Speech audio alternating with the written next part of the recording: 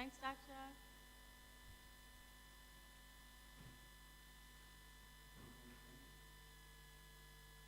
Because I find it a bit distracting. Yeah, please.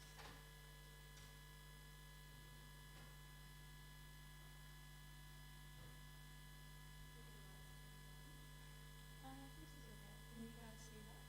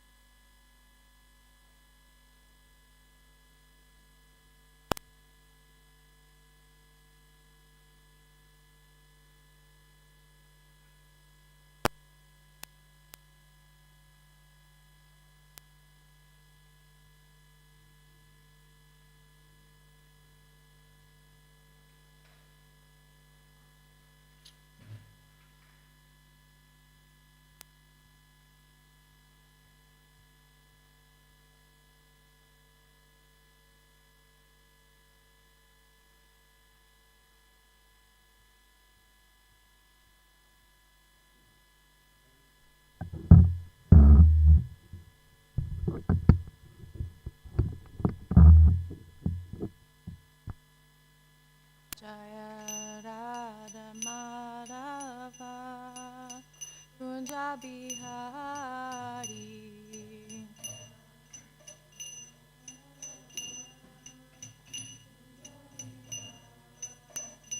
Jaya Radha Madhava Kunja Bihari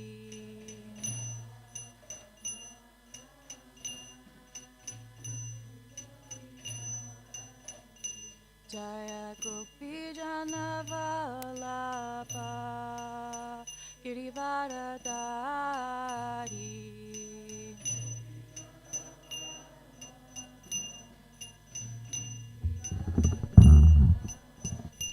Jaya Gopi Janavalabha Girivaradari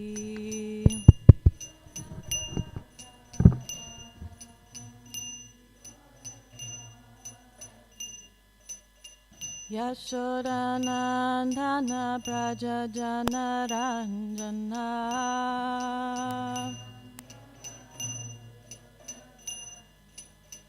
Yashodanandana Brajajanaranjana Yamunatira Vanachari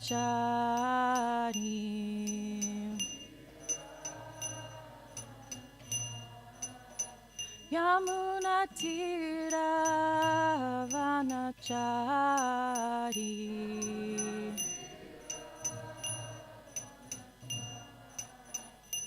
Jaya Radha Madhava Kunja Bihari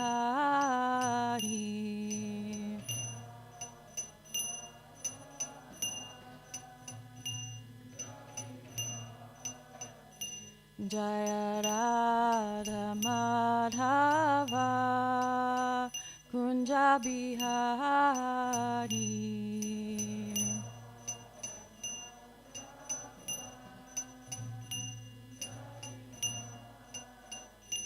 Jaya Shri Krishna Chaitanya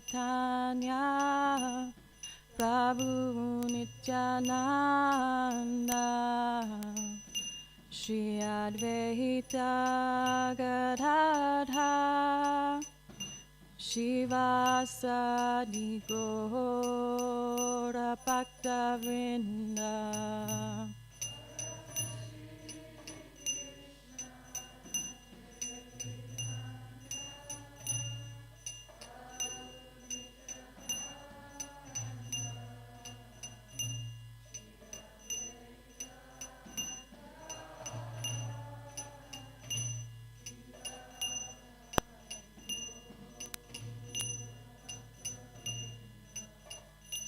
Jaya Shri Krishna Chaitanya Prabhu Nityananda Shri Advaita Gadadha Shivasadi Gaura Bhakta-vrinda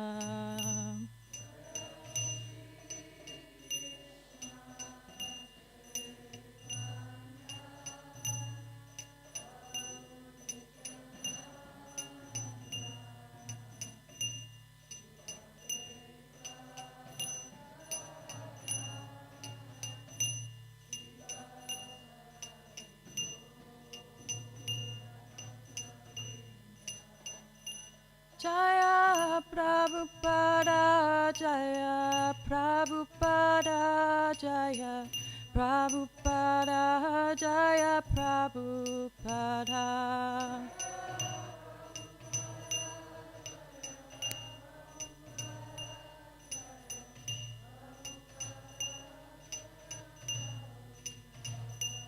Jaya Prabhupada, Jaya Prabhupada, Jaya Prabhupada, Jaya Prabhupada.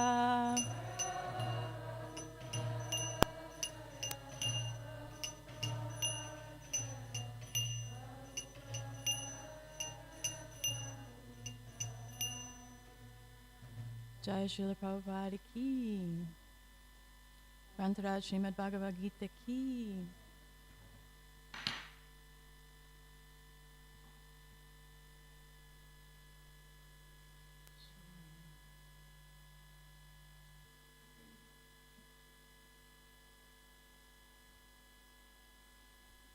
Om Gyana Timanandasya Gananjana Shlakaya Chakshurmilitam Hina Tasma Shri Gurave Namaha Shri Chaitanya Manobhishtam Sthapitam Yena Bhutale Swayam Rupa Gadamayam Dadati Swamitantikam Namo Vishnu Padaya Krishna Prasthaya Bhutale Shri Vaisheshikata Savikari Vinamane Namo Prasha Shilaya Prabhupada Nasarane Nandita Rite Tasma Shastri Vajna Chodane Om Namo Bhagavate Vasudevaya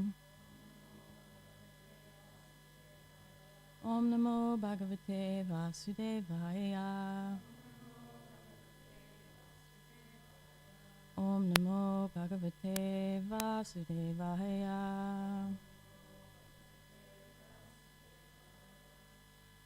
Welcome everyone. So nice to be here with familiar faces. And thank you for taking the time, this hour out of your 24, to be here. And may Krishna and my Guru Maharaj allow me to share something of value and for my own purification as well. So here we are with the Bhagavad-gita, chapter 1, verse 32 to 35. And so we'll just do a little bit of a refresher, a little bit of a recap. I know, of course, Gunamani gave an excellent class, and last week Parthasati, so there's been many devotees leading up to this point. So to just recap, I know I need a bit of a recap sometimes, to set the scene for the verse that we're about to read. So there's a great battle taking place called the Battle of Kurukshetra. And the verse that we're about to read involves Krishna, a conversation between Krishna and Arjuna. So before we get to that point, there are two personalities. We have Pandu, and we also have Dhritarashtra. And they're born into a great kingdom. And Dhritarashtra is the eldest of the two brothers, and he's blind. So because of that, he can't become the king when it's his turn. So Pandu becomes the heir, and he passes away. And so the rightful heirs to the throne are Pandu's 5 children, the Pandavas. And on the other side, we have Dhritarashtra, and he has hundreds of sons. I think it's 100 sons, and one of them is Duryodhana. And he represents a miscreant, someone who has materialistic consciousness. Materialistic consciousness is all about my senses, me, I. And so he's quite a greedy character. And he does all sorts of naughty things, and he sends the Pandavas, the 5 brothers, off into exile, into the forest for 14 years. And when the 14 years is up, the 5 Pandavas, they come back as the rightful heirs to the throne. But Duryodhana, because he's so materialistic in his consciousness, he's like, I ain't giving that to you. And the Pandavas even try to bargain with him, please, just even give us a little bit of land so that we can take care of the people and the land. And he's like, no way. It's like, I'm not going to even give you a pinprick, the size of a pinprick of land. So Krishna has come to this planet 5,000 years ago to take care of his devotees, to look after those who are pious and God-centered, and to annihilate those who are impious and greedy, and those who are destroying the land and not looking after people. So the king is supposed to take care of the people and the land. So the Pandavas, they have this nature, whereas Duryodhana, he doesn't. So Krishna's come 5,000 years ago to give shelter to his devotees. And of course he gives shelter to everyone because he's so kind, but especially to his devotees. So this battle is taking place so that we here today can sit and hear about this pastime for our benefit. So he's not just looking after the Pandavas, but Krishna's looking after all of us. He also even takes care of the other side, Duryodhana and the likes in this war, even though they are potentially going to get killed. Because Krishna is the Supreme Personality of Godhead, he has the power to make sure that, of course, they're not actually killed. They get liberation on the spiritual platform. So here in chapter 1, verse 32, I'll just give a little reading. Can you all see that okay? Welcome. For those of you who've just joined us, we're reading from the Bhagavad-gita. And I'll just make sure. Technology's not my strong point, so can you all see that okay? Yeah. O Govinda, of what avail to us are kingdom, happiness, or even life itself, when all those for whom we have desired them are now arrayed on this battlefield? So this is Arjuna talking to Krishna. O Madhusudana, when teachers, fathers, sons, grandfathers, maternal uncles, fathers-in-law, grandsons, brothers-in-law, and other relatives are ready to give up their lives and properties and are standing before me, why should I wish to kill them, even though they might otherwise kill me? O maintainer of all living entities, I am not prepared to fight with them even in exchange for the 3 worlds, let alone this earth.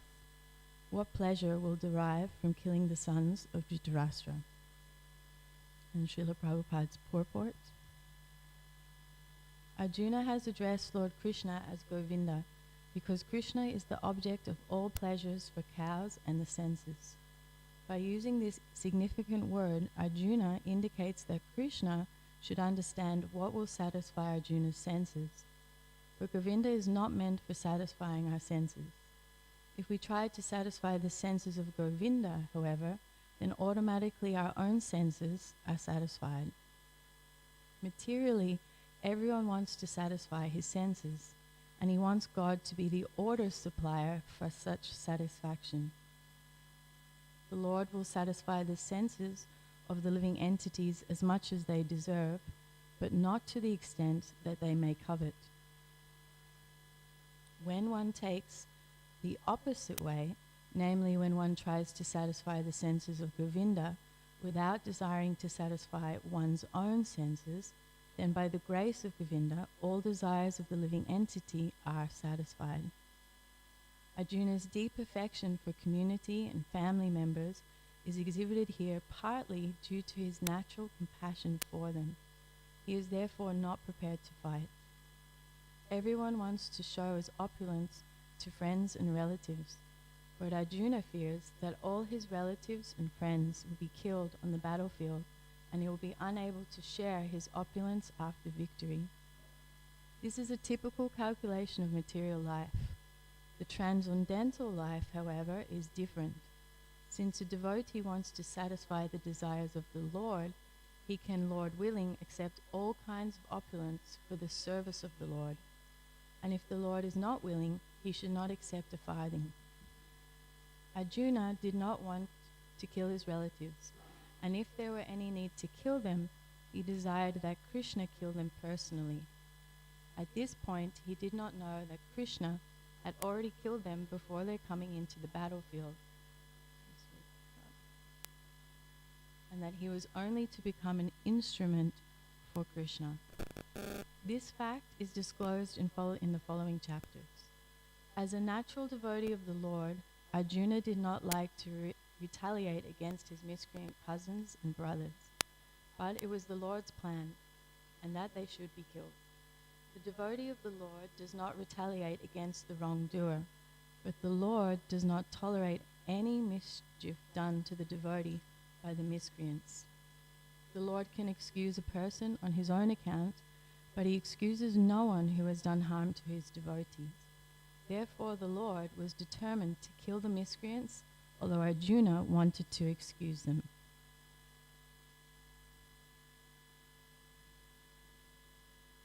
So now we'll go into that a little bit deeper. My computer plays up a little bit, so I might have to go back and forward with the slides. For some reason the text doesn't always come up when I press on it, so bear with me. So there are three main important points that Srila Prabhupada makes in this purport. So that's what we'll cover today. And the first point is how to use the senses. So Arjuna is very confused. He's like us. Most of the time we're not aware of who we actually are, and we're operating from the plane of the senses and the mind. So we'll go through that to begin, and then followed by that we'll go over how Srila Prabhupada explains to us Arjuna's attachment to his family and his cousins, and how that's affecting his situation. And then finally, that Krishna doesn't like it when we harm devotees, or if anyone harms devotees. And we'll go through that in a little bit deeper. So the first one, how to use the senses. To understand the senses, first of all, it's important also to understand there are three aspects to who we actually are. So most of us are running around thinking we're just the body or just the mind. So we are covered by a human body. Right now all of us are here in a human form, and this physical body is temporary. And then another aspect of who we are is the subtle body. And the subtle body is mind, intelligence, and false ego. And they're also temporary. And the good news is that we are a spirit soul, we have a spiritual body, and this is who we always are. And it's permanent, eternal. It's not temporary like the other aspects of what we're experiencing right now. So Arjuna, he's forgetting that he's this beautiful soul, He's bewildered by his senses, and he's like, what good is going to come of killing my cousins and my brothers? This is his dilemma on the battlefield in this particular verse.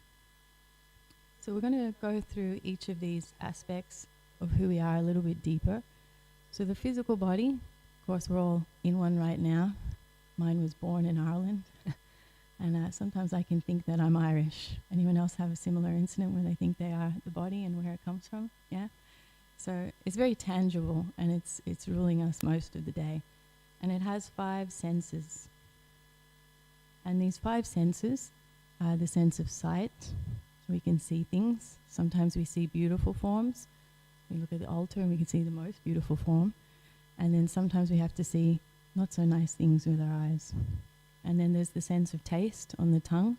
And sometimes we get to taste really beautiful flavors. And then sometimes maybe we're like, ooh, don't like that one so much. We have the sense of smell. So here at the temple we get to smell beautiful incense. And then other times maybe if we have to go to the garbage area, ooh, it's a bit pongy. Don't really want to hang out there so much. And of course the sense of touch. And the sense of touch, sometimes it can be a nice cool breeze on the skin, or maybe it's the sense of our clothing against the skin. And so just like the others, this can oscillate between positive and negative, pleasant and unpleasant. And then we have the hearing, the ears, which in Bhakti is very important. The ability to hear sounds. So most of the time we're hearing mundane sounds perhaps, but we're very fortunate here in New Govardhana to be able to hear spiritual sounds, be able to hear about spiritual things. So the ears are sometimes hearing beautiful things and sometimes hearing harsh things. So they're dancing between these states. We'll go through the subtle body. Remember, this is the mind, intelligence, and false ego. So even as I'm speaking right now, the mind is running. Your mind is thinking stuff. So you get to hear my voice, but also at the same time internally, you get to hear the chit-chatter of your own mind. Does anyone else notice that? Yeah. Sometimes it's more louder than others, right? So the mind is actually the 6th sense.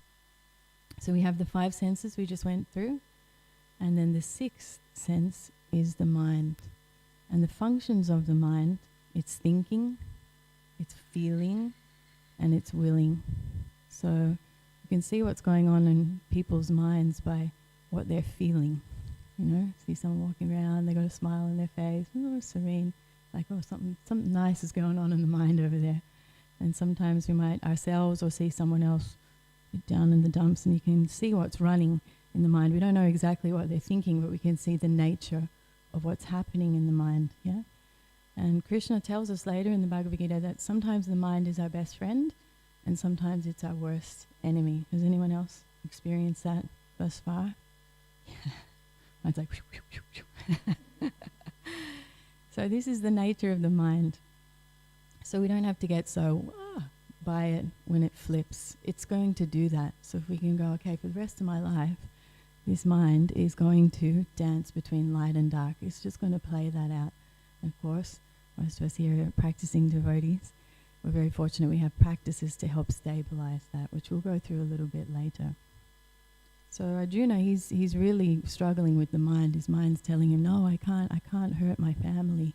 I don't want to give them any pain. Yeah, so it's coming from the mind. Then we have the intelligence, and our intelligence is the power to discern. So of course there's academic intelligence, and then there's also spiritual intelligence. So here at New Govardhana, if you come and practice bhakti, or you hear a bit about bhakti, or those of us who get to live here, we get to practice using our intelligence every morning. We get the opportunity. Every morning, Mangala Arati is happening up here, rain, hail, or shine. And Krishna and Radharani, Gauranitai, Krishna Balaram, Giriraj, and Shringadev, they're all waiting to see who's going to come and say hi.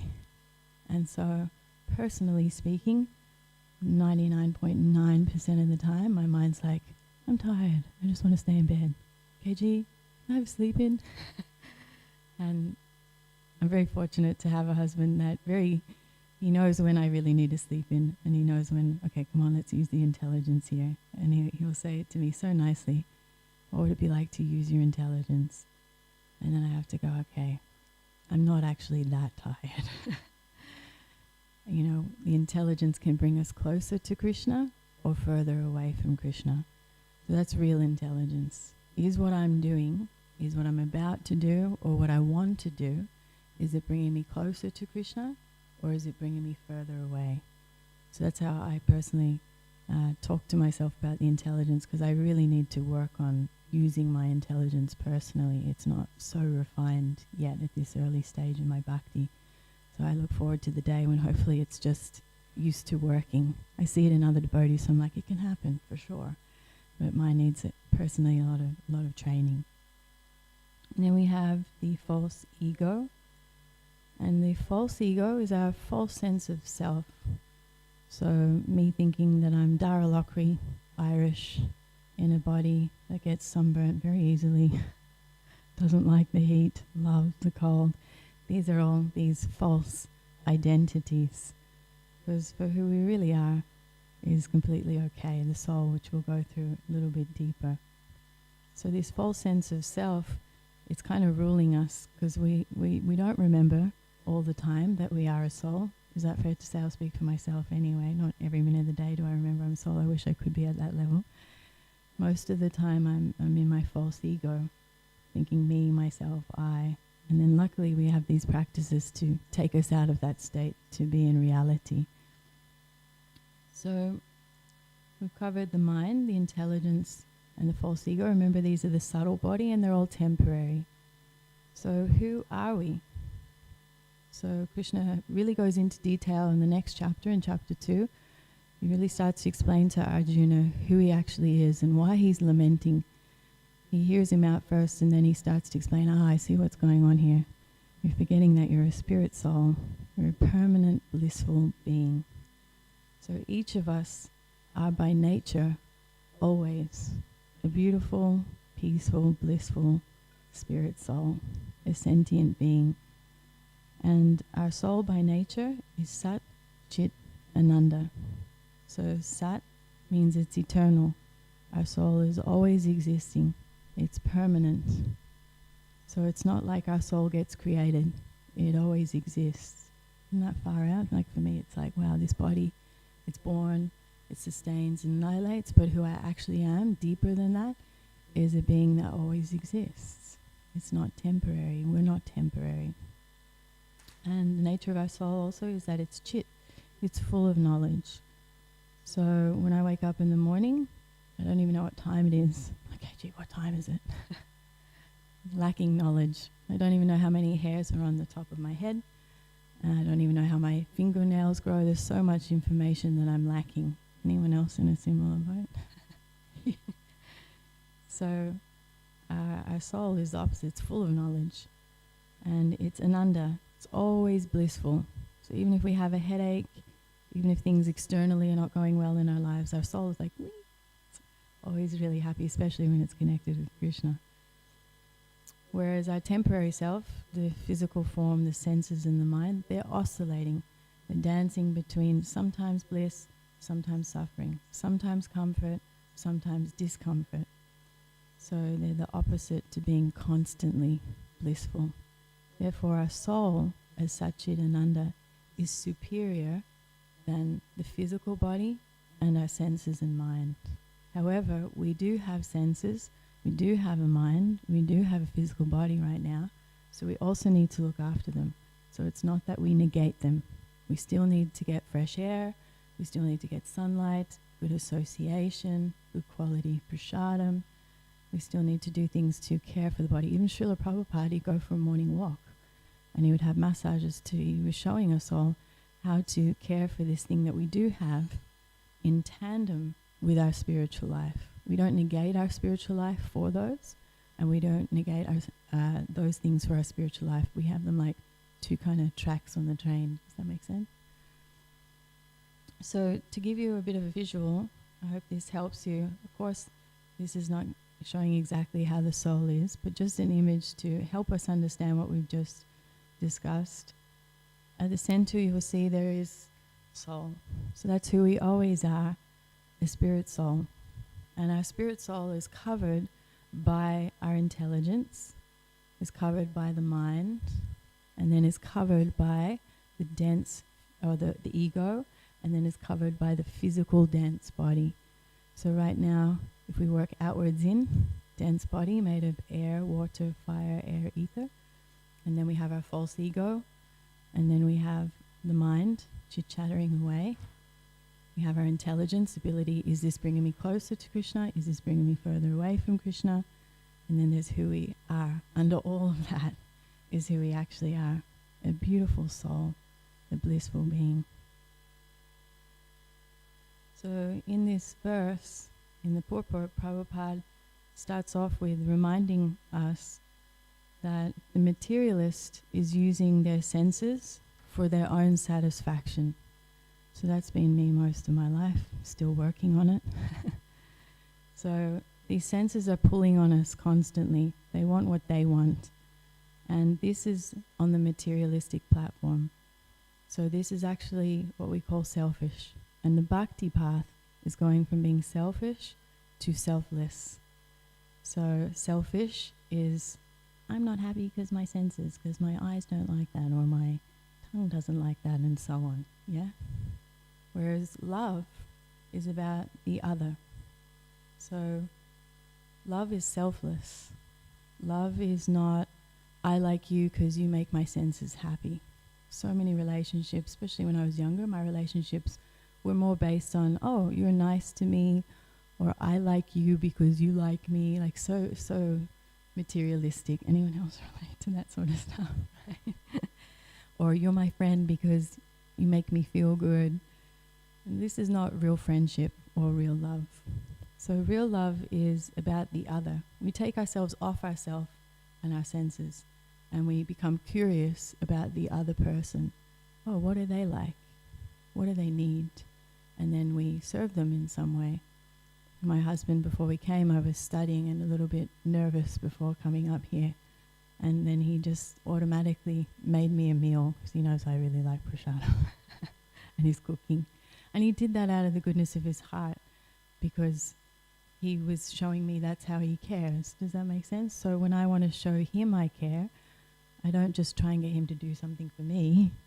I start to tune into him. Where's his mood? Where is he at? What can I do for him? I wish I could do it more. I'm practicing. But this is how we can show love. And of course, when that's really placed in the proper way, then it's about us using our senses and our mind for Krishna. You know, that's the highest thing, is using our senses and our mind and our intelligence to see, well, what is it Krishna wants? What does Krishna like? He likes it when we come to see him in the morning. So when I wake up in the morning, most of the time, I don't want to get up. I just want to stay in bed. And then when that intelligence kicks in with a little bit of prodding, then I can be like, well, what does Krishna want? Krishna wants to see me. He wants to see all of us. And then I can go, okay, it's actually my duty to use my senses. These are his senses, actually, to go and see him and say good morning and offer my gratitude to say, thanks for having me here. You know, I could be anywhere and yet I'm here, because that's his arrangement, and same for all of us. So using our senses for Krishna's satisfaction, this is what Arjuna's forgetting in this verse. Of course, in reality, Arjuna knows who Krishna is, but in this particular battle, he's put into ignorance, where he's just seeing Krishna as his mate, until eventually later in the Bhagavad-gita, Krishna starts to reveal to him who he actually is, who Arjuna is and who he is, and then Arjuna's like, whoa, you're God. So how can we all use our senses in the future from this point on to satisfy Krishna? We can contemplate that. Where am I using my senses where it's just about me, and is that really working out for me? How is that working out for me? And we get to practice dovetailing that. Of course, we can't go from 0 to 100 straight away. It is a process. So we've got to be gentle with ourselves along the way, and not get despondent when we realize, oh, I'm still using my senses for myself. But we're on the path to bhakti, and Krishna will help us. He'll reciprocate with us. So there are the 9 processes of devotional service. And these are just some of the ways in which we can use our senses to give Krishna pleasure, to satisfy him. So we'll go through these. We have Shravanam, which is hearing. So usually when we're new to Krishna consciousness, usually we've met a devotee, or we might have heard a kirtan going past, the Sankirtan. Maybe a devotee gave us a book. Maybe we went to a Govinda's restaurant and had some beautiful prasadam and heard some of in the background, some of the mantras, something like this. So the first stage is to hear. So these two plugs, little holes on the side of our head, are very powerful. To hear about Krishna will uplift our consciousness, will always bring us out of a stage into a more uplifted state. And then there's chanting, kirtanam. So we're so fortunate here that we have kirtan down the hill, we have kirtan in the temple. Go to a devotee's house, there's kirtan usually playing in the background. We're so fortunate we have this opportunity. And of course, those of us who might be newer or perhaps live outside, you can get Madhuvani's single and play that in the background. That's pretty fantastic. You have Janavi Harrison, people like that, where we can hear the kirtan played in our car, played in our home. And remembering Krishna is very important. Serving his feet. Can anyone remember who's expert at serving Krishna's lotus feet? Who's the representation of that? Anyone want to have a guess? Lakshmi Devi. Yeah, she's massaging Lord Vishnu's feet all the time. And then we have deity worship. So here at New Govardhana in the morning, we all get to come to Mangala Arati. We get to witness deity worship, and we also get to worship Tulsi Devi. And there's praying. We get to pray and do these prayers in the morning, sing Maha Mantra and other prayers. We get to serve. We get so much service opportunity here at New Govardhana. And so Krishnapad, there's a lot of you here today. You all do different services, and the regulars and those in the ashram, those down at the village, at Krishna Village volunteering. Even the guests that come can do some service. So there's always maybe serving food, someone's building houses, someone else is cooking, making garlands, so many different things, managing, so many different things that we can be doing. We can serve Krishna as a friend.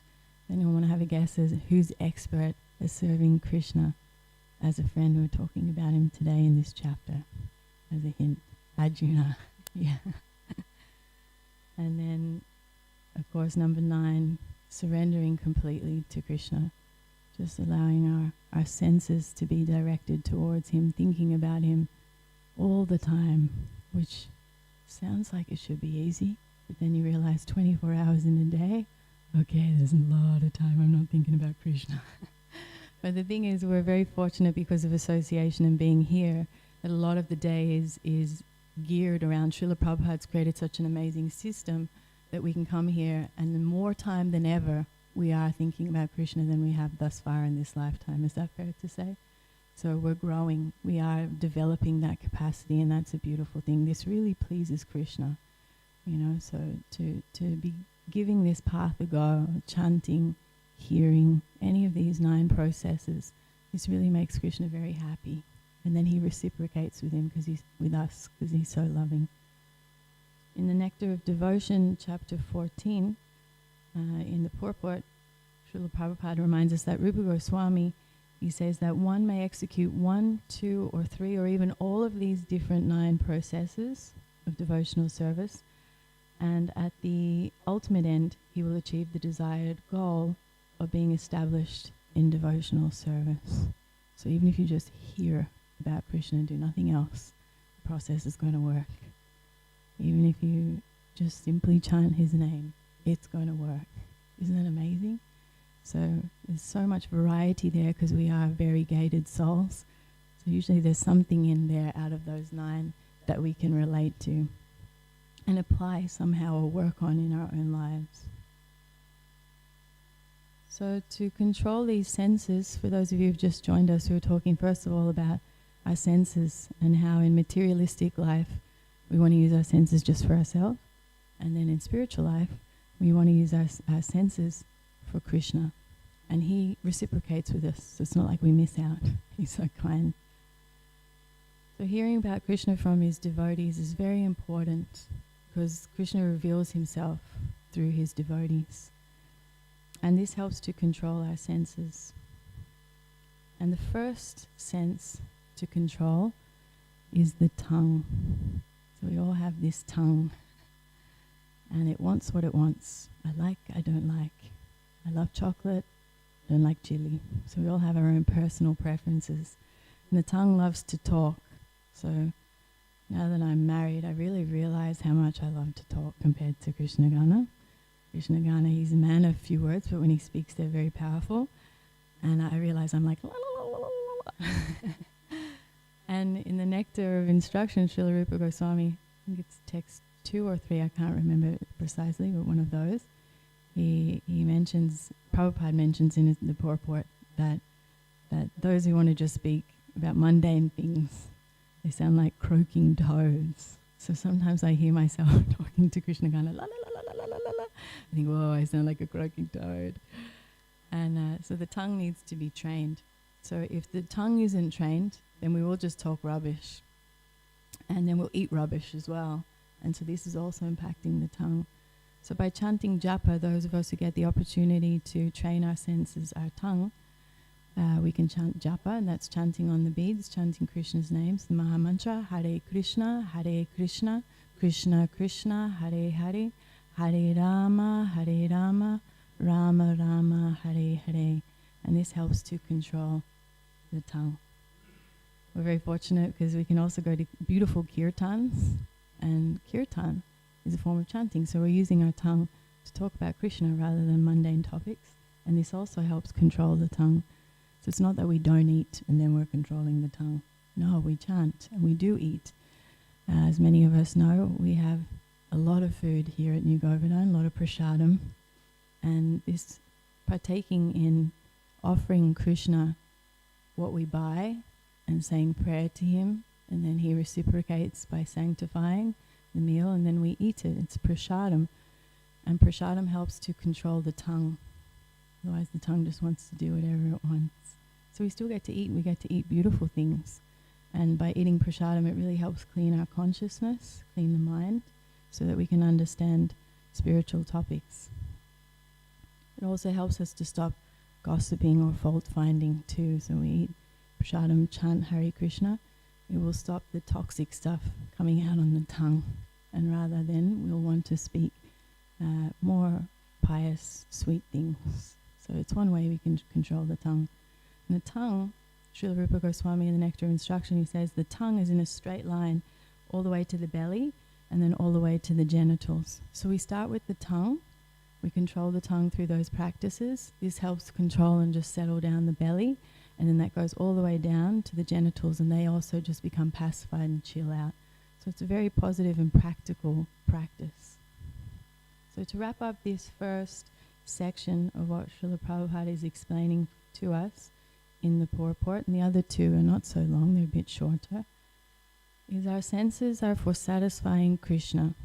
And if utilized with sincerity, then Krishna reciprocates and our senses will be satisfied. So it's a win-win. We offer our time, our energy to Krishna. You've done that right now by simply taking the time to come here, and your senses are here in a sanctified place where we're hearing about Krishna. We can even just turn our head and see him. We can look over here and there's Lord Chaitanya.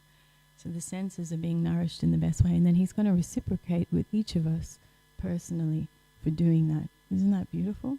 So sweet. So the prayer of the Maha Mantra that we chant on our beads and sing in Kirtan, Hare Krishna and Rama, this is a prayer from our soul to Krishna and Radharani. Please engage me in your service. We're actually praying for more service. Not for, please give me time to go to Tweed City Mall and buy what I want to buy, but if I have to go there, what can I buy for Krishna? I have to go to Coles or Woolies? Okay, what would Krishna like? And then we learn to dovetail these senses in this way. So every time we're chanting, we can remember that. I'm actually calling out to Krishna and asking him to engage me, my senses, my mind, in his service. So the second thing point that Srila Prabhupada focuses on in this purport is Arjuna's affection for family and community. So he's just like, what good is going to come of this?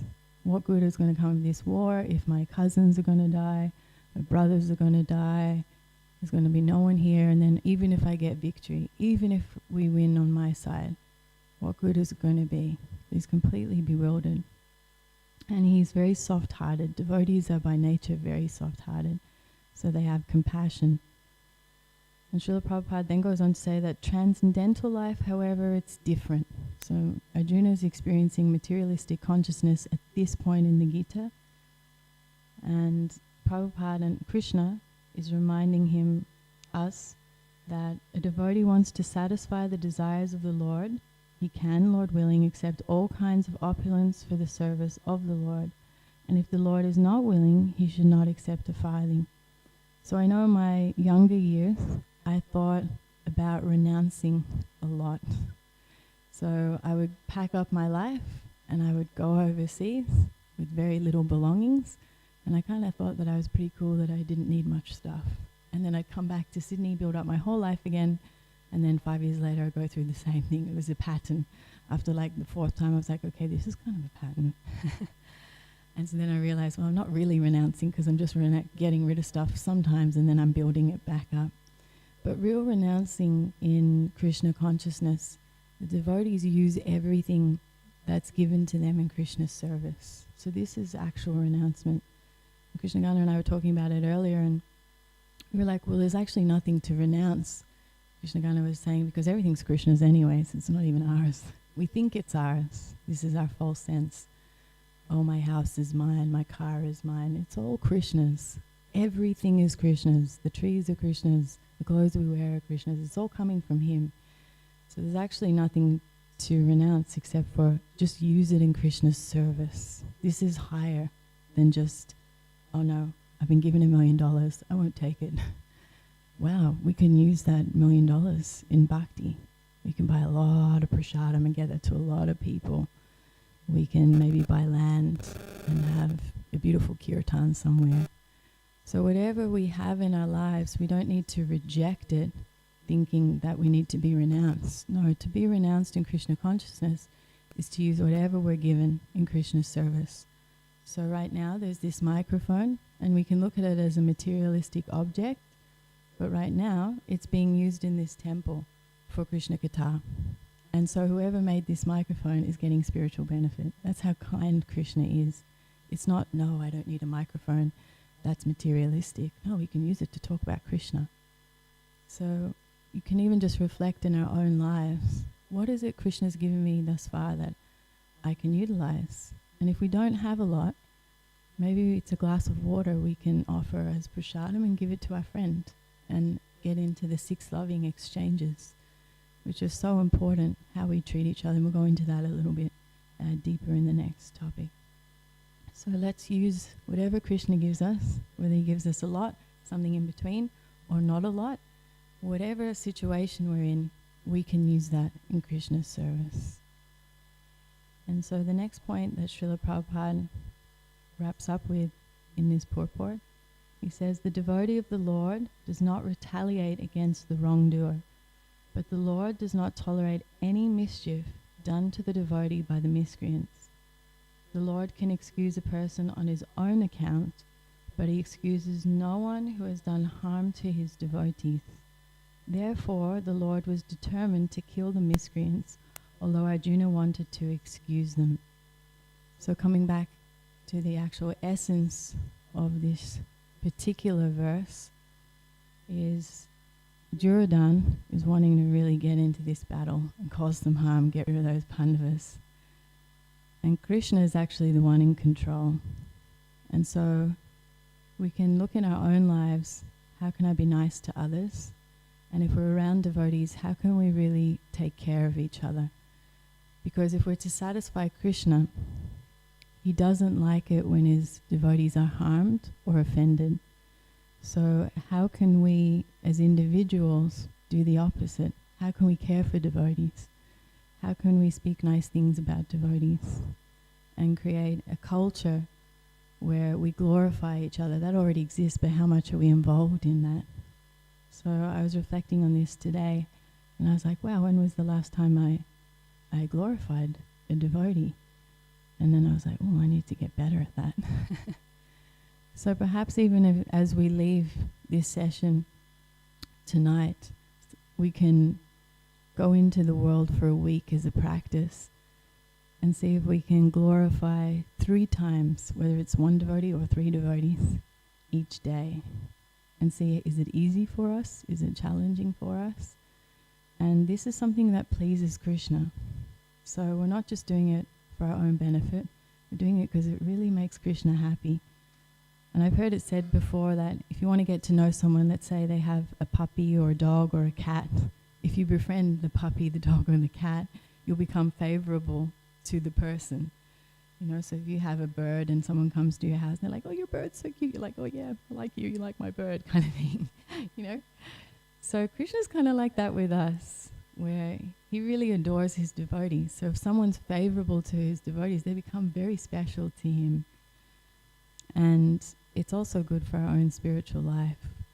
And so fault finding amongst each other, it's not beneficial for any of us. It's something I need to get better at personally. How can I not see someone's fault? Or if I see it, how can I see the fault and not place judgment, but instead look at what are the areas of that person that are actually splendid? Because everyone has both, because right now we're conditioned. So how can we see them on a higher level? And this will change our whole entire existence and relationship with Krishna. And it's very nice. He likes it. So we're using our tongue to speak good things about his devotees. So those 3 points, I hope it's been beneficial for you in some way. How we use our senses, selfish or selfless. Selfless about Krishna, selfish about our own pleasure. And also, you know, when we're attached to things, family, friends, it's a very normal thing. But how can we use whatever is coming into our existence in a way that becomes Krishna conscious? And finally, just remembering to please Krishna, it's really important to have good relationships, respectful relationships with each other, which I can definitely start to cultivate more of. So I will wrap it up there. If anyone would like to share a reflection, something you heard, even if it's just something small, or a correction, or a question, we can get the mic to you. Anyone like to share anything? Please, Julian. Thank you for the wonderful class. You said we should engage our senses for satisfaction of Krishna. But as long as we have senses and body, our senses should be satisfied to some degree. So how if we neglect to take care of our senses, it might manifest in perverted way. So how do we find the fine line to somewhat satisfy our senses in regulative way, hopefully, and also satisfy Krishna? Yeah, so it's not about negating the senses. So we're more focused on how can we use them for Krishna. So, okay, I have to go to work, so I need a body to go to work. I have to have health. So where am I getting good sleep? Where am I eating well? Am I getting enough sunshine? So this is so we can do our service. So it's changing the intention of why we're doing things. Because we do still need to do very mundane looking things, right? We do need to go out into the world and do stuff. So it's about the intention more than negating. So it's not that, well, I don't do that, but how can I do that in a way that serves Krishna? So the other day I went to a spa. My body was really tired, I was a bit overwhelmed, and I was like, if I keep going like that and not looking after my body, then I'm going to get sick. So what does my body need right now? So of course there's a bit of indulgence in it, like it's kind of nice to go to a spa. But it was also for health because I needed to do it for my service. Otherwise I don't have a body to do service in. But as long as I'm not going there every day just because it's really nice. Does that make sense? Like Prabhupada would have massages. So he wasn't doing it because he's like, yeah, that feels really good. He's doing it to keep the body healthy so that he can keep going to get out there and preach. So it's not about stopping and negating, but I have to do stuff. But how can I put Krishna at the center? So it's about the intention. It looks very much like the materialist, but we're actually making Krishna the center and the focus. So we have to eat, and so we choose, okay, what does Krishna want? And then we start to eat that after we've offered it to Krishna. So it's prasadam. So it's not that we don't eat because we don't want to have pleasure through food. No, we first offer it to Krishna, and then we get a balanced diet, and then we eat that prasadam so our body stays healthy. Does that help a bit, Julan? Are you saying that the satisfaction of our senses can enhance our service to Krishna, then it's okay because it's all about intention? If it's about Krishna first. So we're just changing the intention from I want to do this because I like it, which takes time. It's gonna be dovetailed. In the beginning, we might have to start with, well, I really want to do that, and okay, Krishna, this is for you. And that's okay because we have to start somewhere. So Krishna sees the effort, he sees the intention, and it's the intention that he's actually reciprocating with. So I remember when I was newer and I would be offering prasadam, and I wouldn't even do the full prayer because I was like, oh my God, I'm so hungry. You know, when you're brand new, your senses are just pulling on you so strongly. To even just stand there and ring a bell and do the prayer was like, was just like, sorry Krishna, I'm hungry, oh, okay, here we go.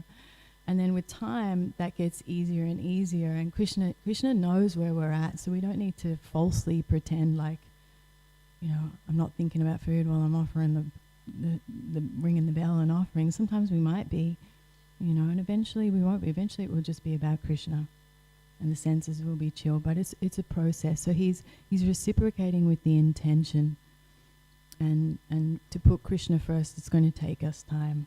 So don't be harsh on yourself.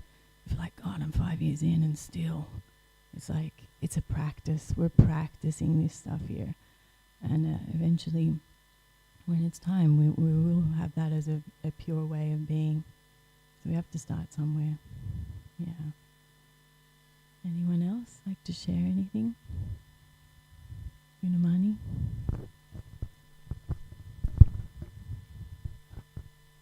Thank you very much for the class, Dhama.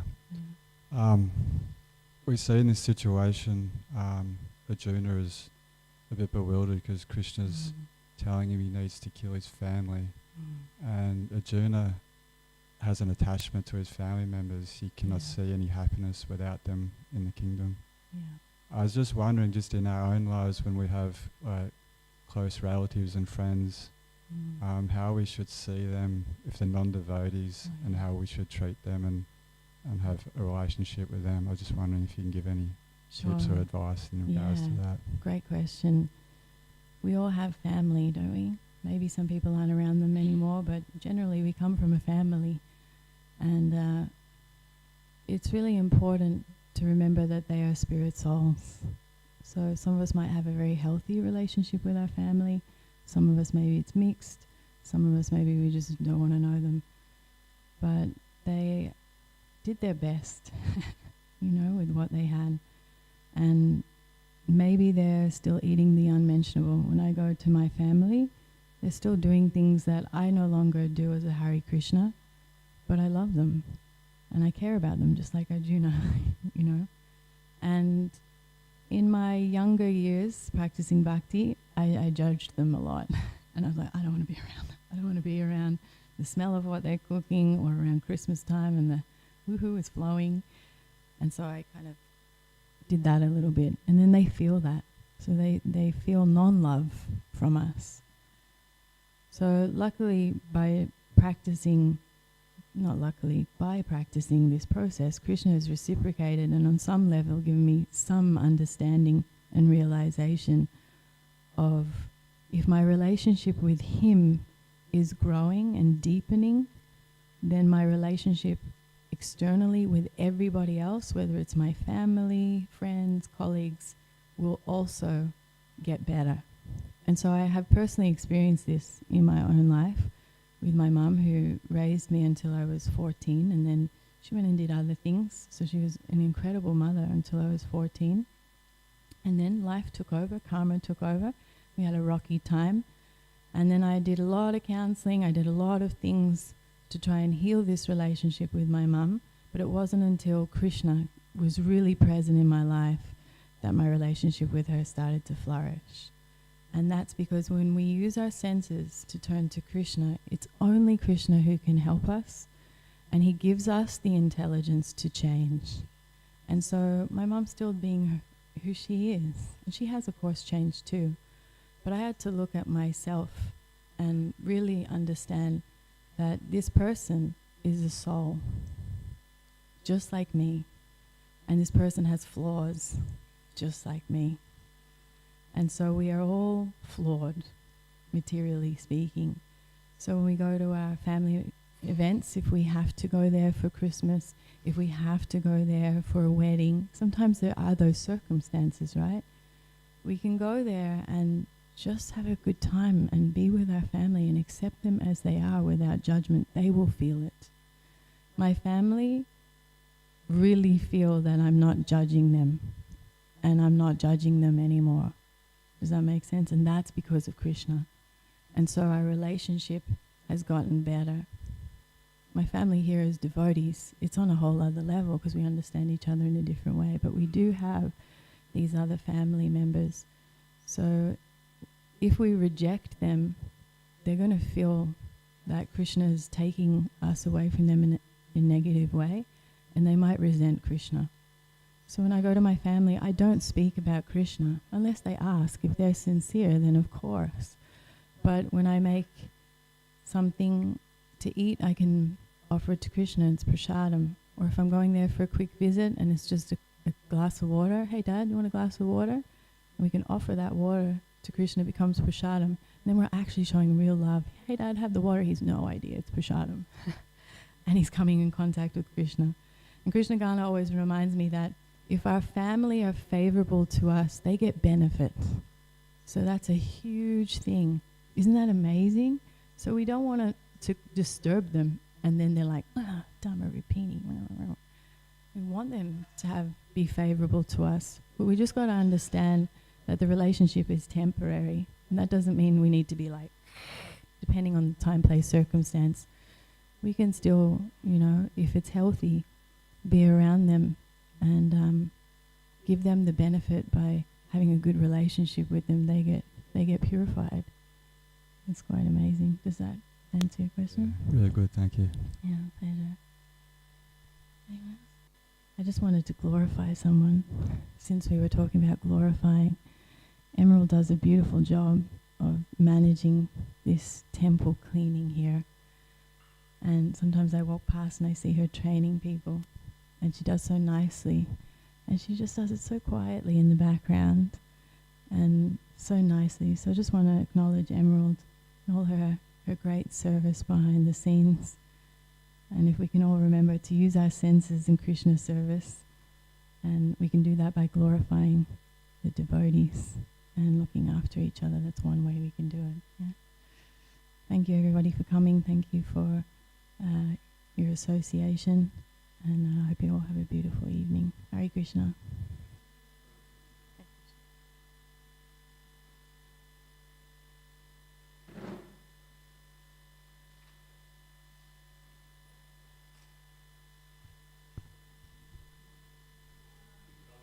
Okay, drink your time. If anyone's new and you'd like for anyone to stay, we're going to have...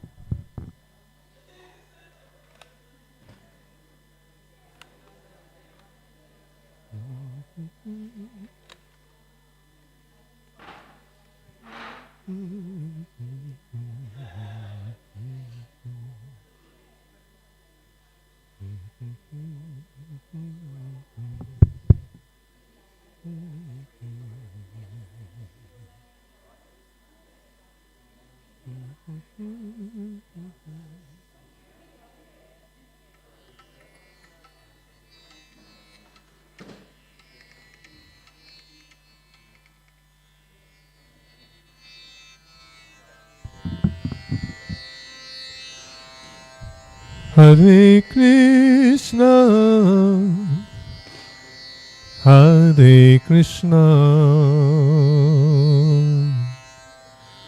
Krishna Krishna, Hare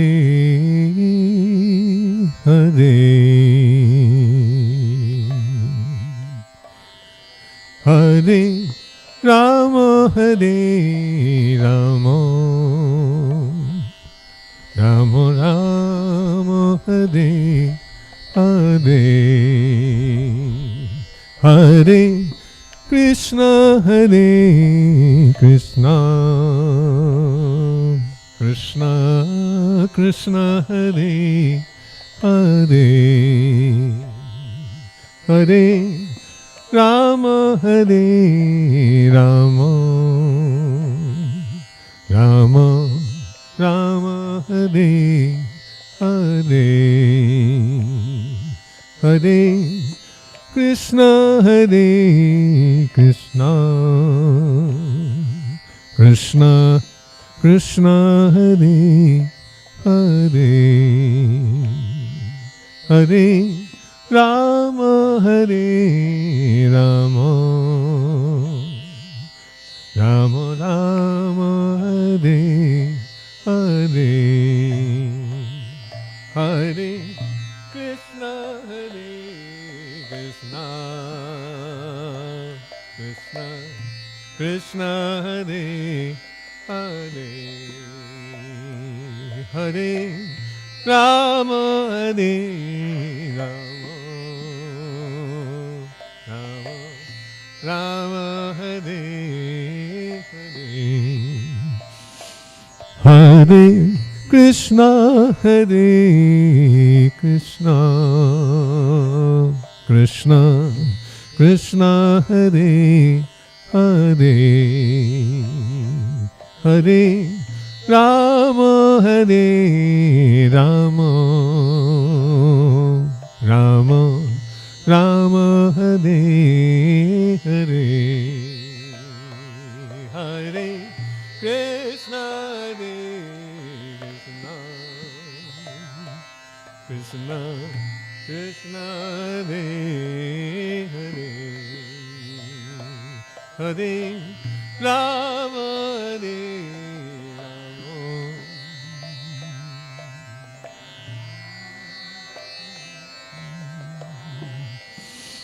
Hare Krishna, Hare Krishna, Krishna Krishna, Hare Hare, Hare Rama, Hare Rama, Rama Rama, Hare Hare, Hare Krishna, Hare Krishna,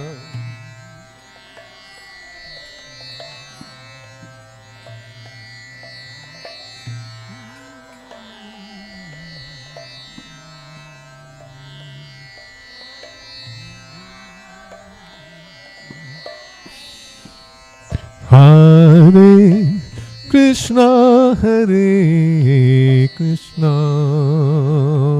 Krishna Krishna, Hare Hare,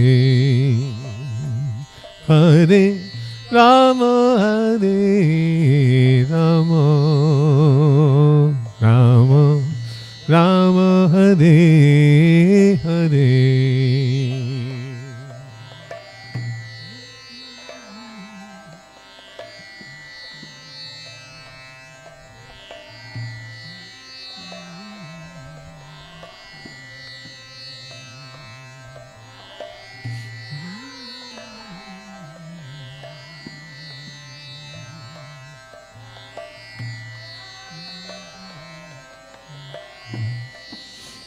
Hare Krishna, Hare Krishna, Krishna Krishna, Hare Hare, Hare Rama, Hare Rama, Rama Rama Hare Hare Hare Krishna Hare Krishna Krishna Krishna Hare Hare Hare Rama Hare Rama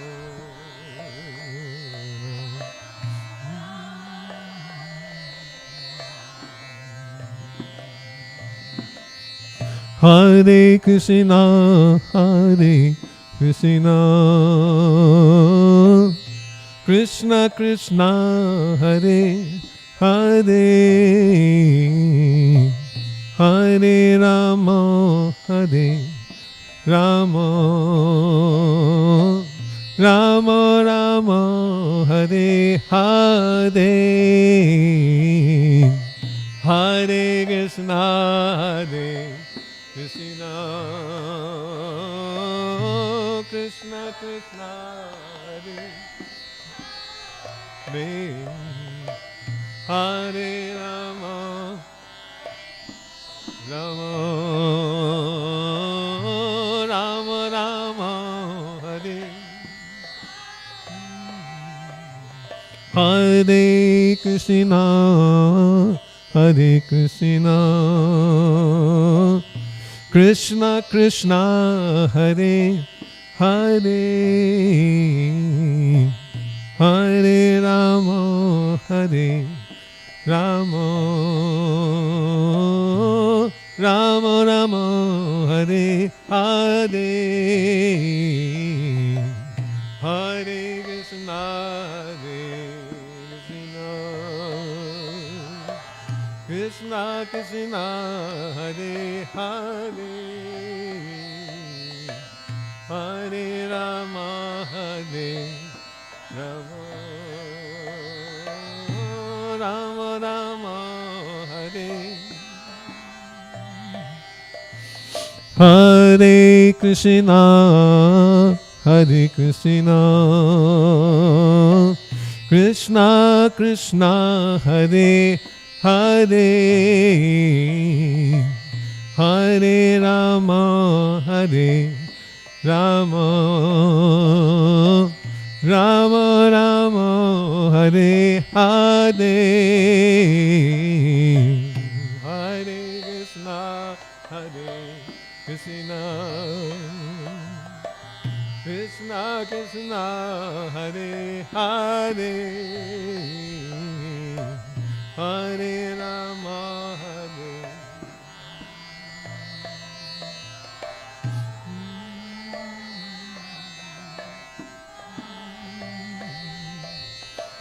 Hare Krishna, Hare Krishna,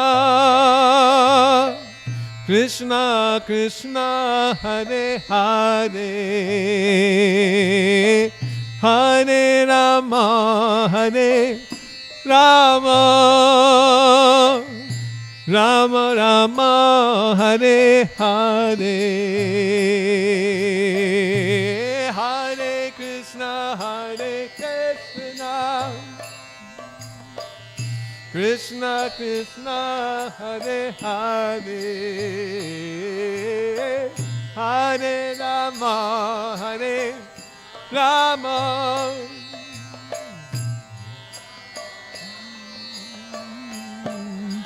Hare Krishna, Hare Krishna, Krishna Krishna, Hare Hare, Hare Rama, Hare Rama, Rama Rama, Hare Hare, Hare Krishna, Hare Krishna,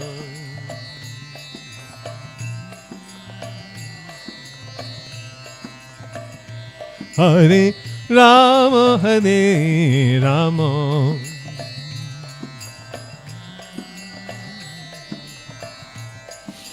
Hare Krishna, Hare Krishna,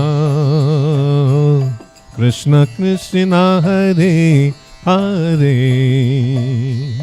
Hare Rama, Hare Rama, Rama Rama, Hare Hare.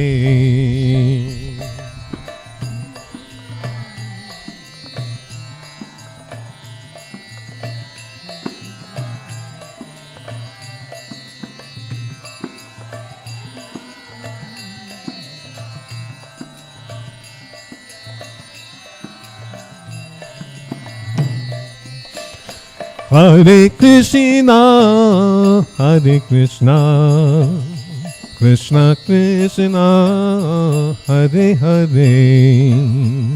Hare Rama, Hare Rama, Rama Rama, Hare Hare.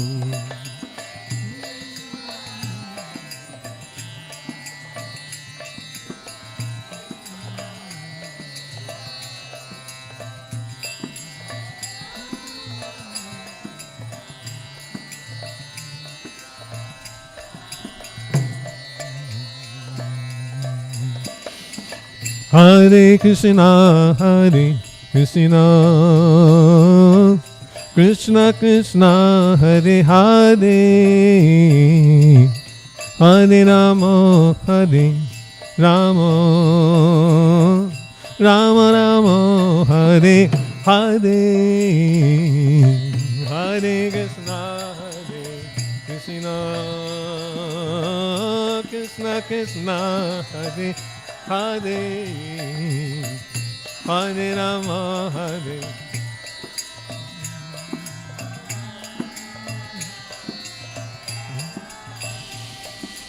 Hare Krishna, Hare Krishna, Krishna Krishna, Hare Hare, Hare Rama, Hare Rama, Rama Rama, Hare Hare.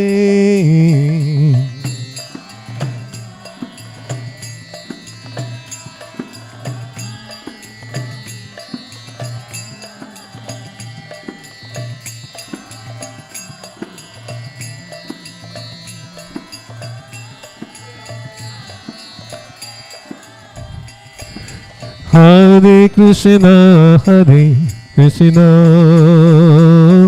Krishna Krishna, Hare Hare, Hare Rama, Hare Rama, Rama Rama, Hare Hare.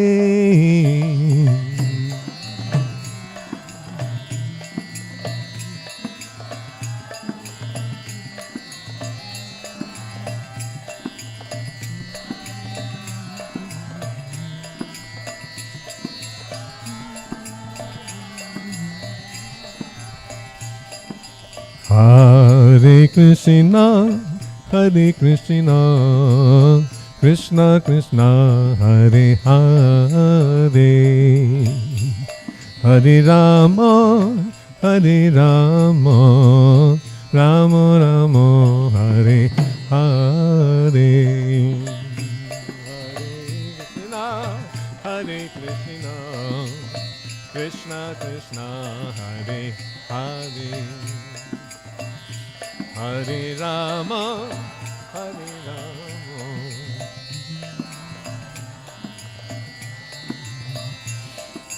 Hare Krishna, Hare Krishna, Krishna Krishna, Hare Hare, Hare Rama, Hare Rama, Rama Rama, Hare Hare.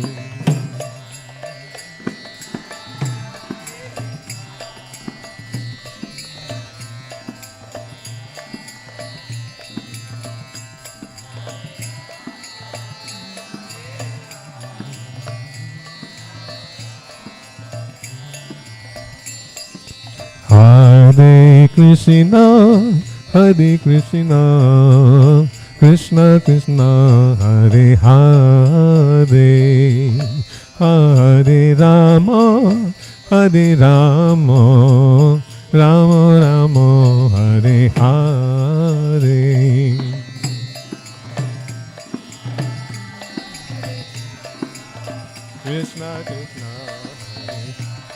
Hare Hare Rama Rama Rama Hare Krishna Hare Krishna Krishna Krishna Hare Hare Hare Rama Hare Rama Rama Rama Hare Hare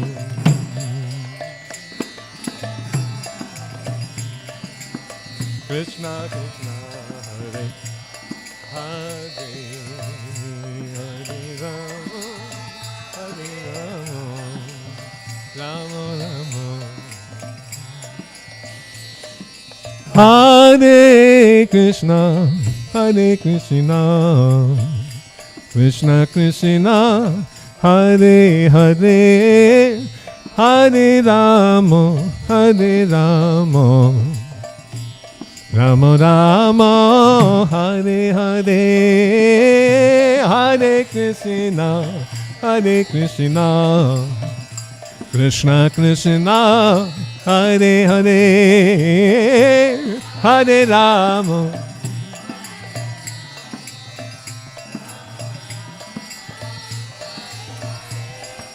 Hare Krishna Krishna Krishna Hare Hare Hare Rama Rama Rama Hare Hare Hare Krishna Krishna Krishna Hare Hare Hare Rama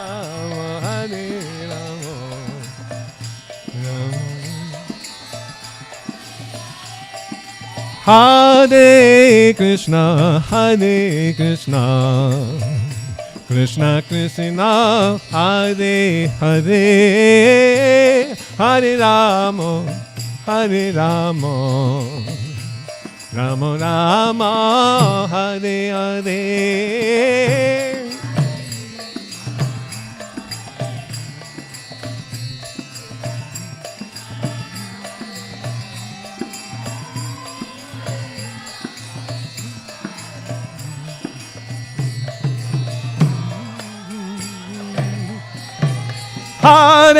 Hare Hare Hare Krishna, Krishna Krishna, Hare Hare, Hare Rama,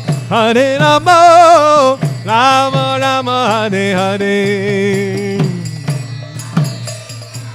Hare Krishna, Krishna Krishna, Hare Hare, Hare Rama, Hare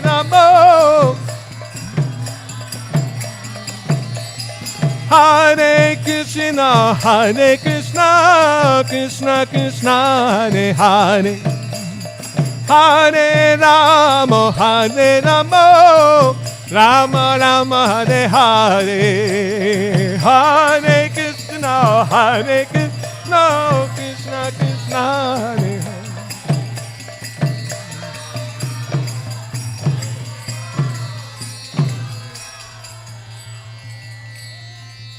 Gaur Premanandi Hari Hari Bo.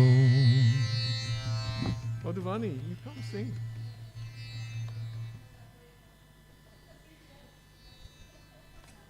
You have a beautiful singing voice, beautiful bhakti.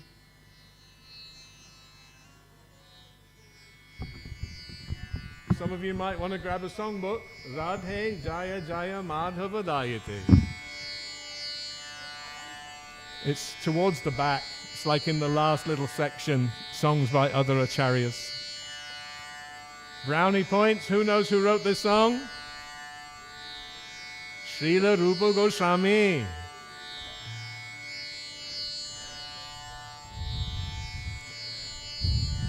Radhe Jaya Jaya Madhava Dayate. Radhe Jaya Jaya Madhava Dayate. Radhe Jaya Jaya Madhava Daite.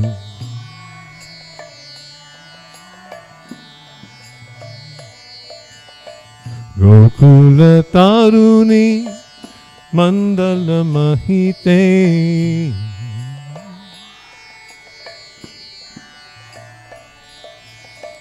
Gokula Taruni Mandala Mahite.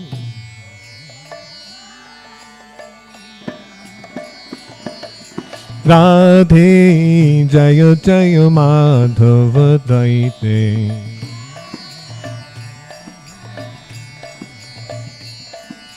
Radhe Jaya Jaya Madhava Daite.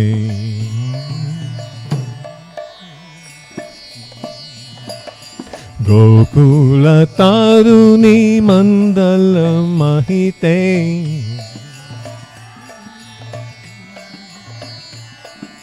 Gokula Taruni Mandala Mahite.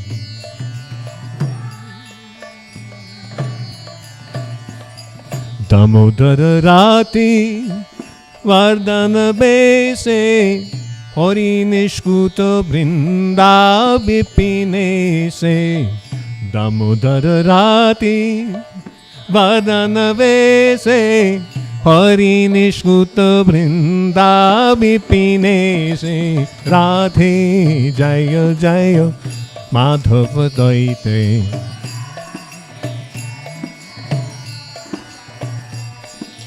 Radhe Jaya Jaya Madhava Daite.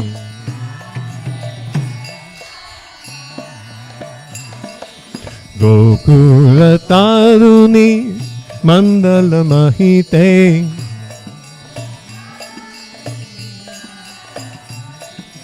Gokula Taruni Mandala Mahite.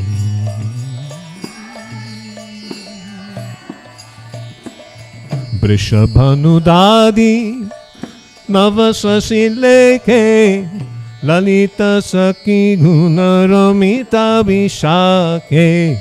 Vrishabhanudadi Navasasileke Lalita Saki Gunaramita Vishake. Radhe Jaya Jaya Madhava Daite.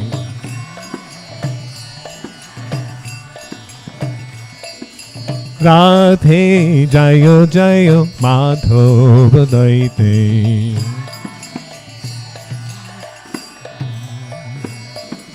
Gokula Taruni Mandala Mahite.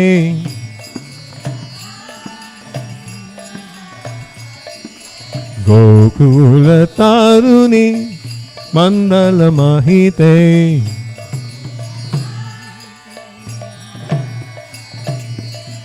Karunam Kurumai Karuna Bharite.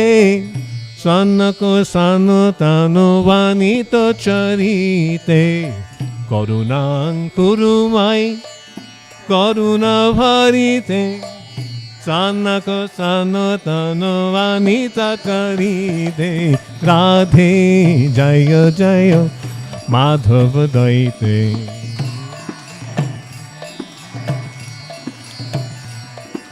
Radhe Jaya Jaya Madhava Daite.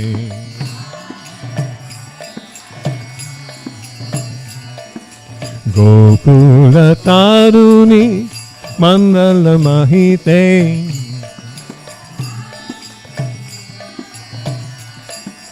Gokula Taruni Mandala Mahite.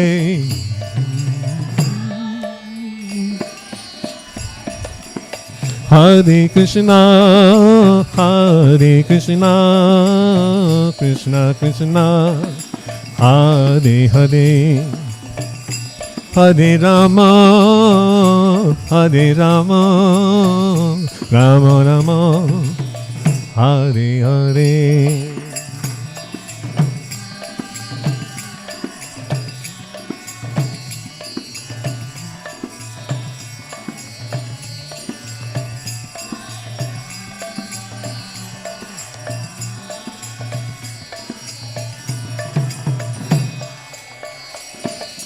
Hare Krishna, Hare Krishna, Krishna Krishna, Hare Hare, Hare Rama, Hare Rama, Rama Rama, Hare Hare. Hare Krishna, Hare Krishna, Krishna Krishna, Hare Hare, Hare Rama, Hare Rama, Rama Rama. Hare Krishna, Hare Krishna, Krishna Krishna, Hare Hare, Hare Rama, Hare Rama, Rama Rama, Hare Hare. Nitai Gaur Premanande. Do we have any volunteers for singing Gaura Aarti? Madhuvani, you'll sing?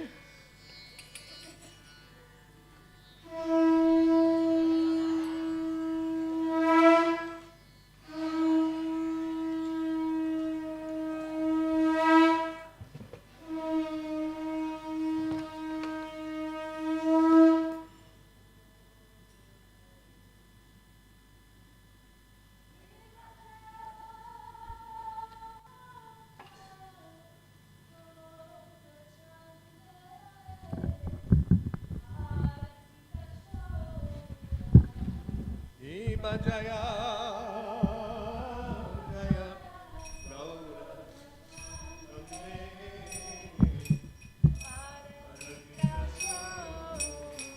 Kiba Jaya,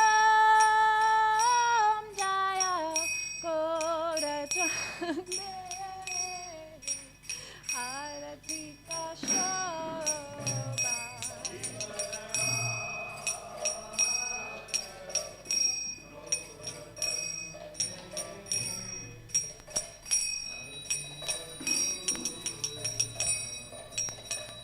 Jana Vitatavane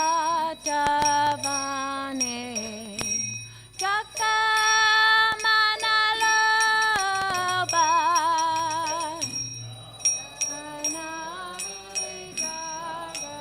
Vitatavane Chakamanaloba Gorange Arati Shava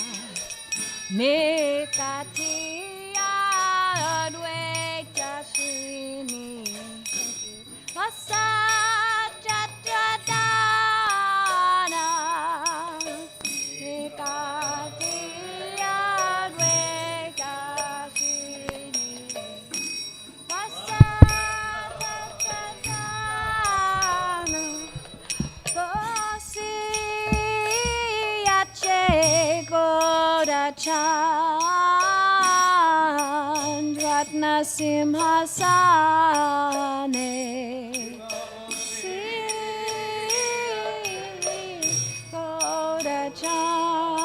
Kodachan Ratna Simhasane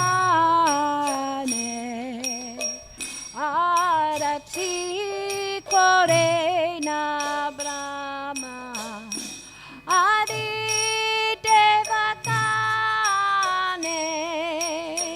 Adi Korena Brahma Adi Devakane Narai Hari Kari Chamaradulaya Narai Hari Kari Chamaradulaya Sanjaya Mukunda Basu Gosarikaya Sanjaya Mukunda Basu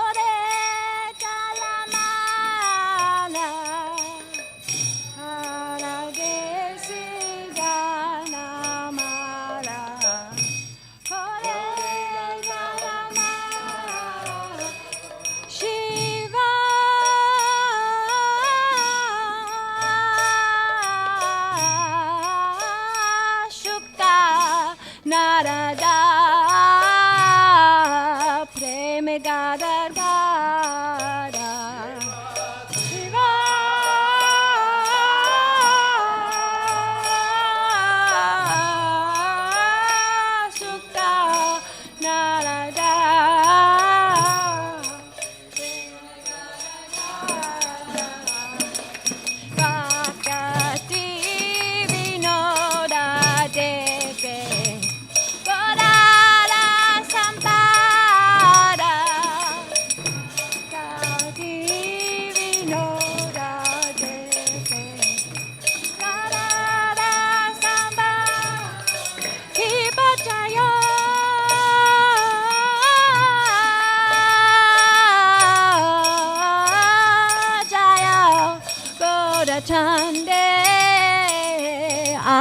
Aradhika Shobha.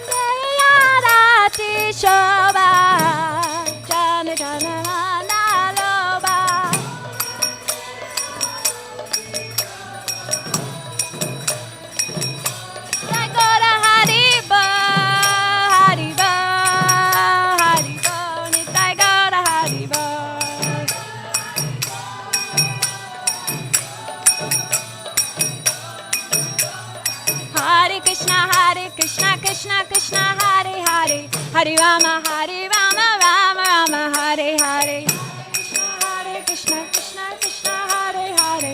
Hare Rama, Rama Rama, Hare Hare. Hare Krishna, Krishna Krishna, Hare Hare. Hare Rama, Rama Rama, Hare Hare.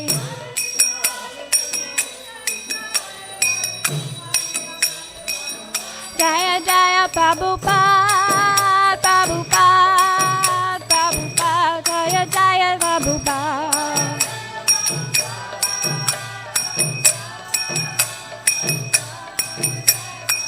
Nitya Gaura Haribo, Haribo, Haribo, Nitya Gaura Haribo.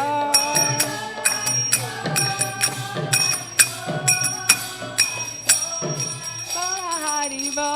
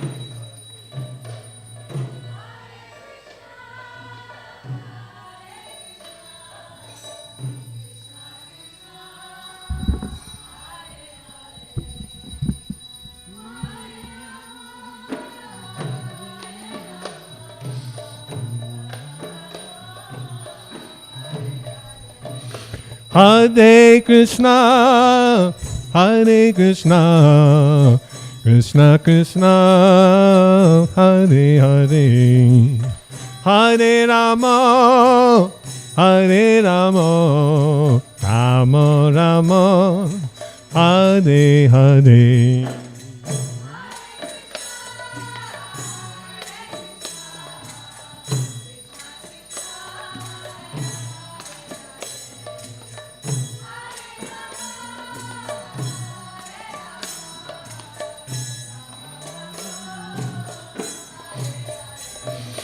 Hare Krishna, Hare Krishna, Krishna Krishna, Hare Hare, Hare Rama, Hare Rama, Rama Rama, Hare Hare.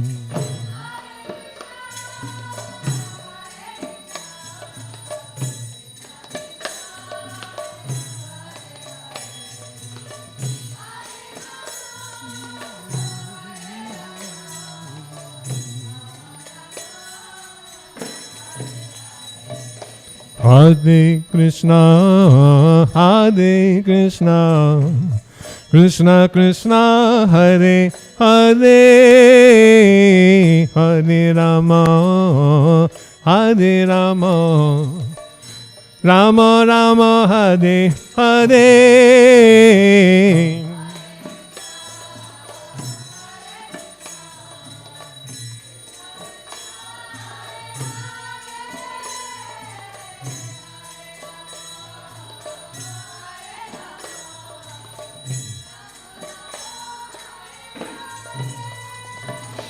Hare Krishna, Hare Krishna, Krishna Krishna, Hare Hare, Hare Rama, Hare Rama, Rama Rama, Hare Hare.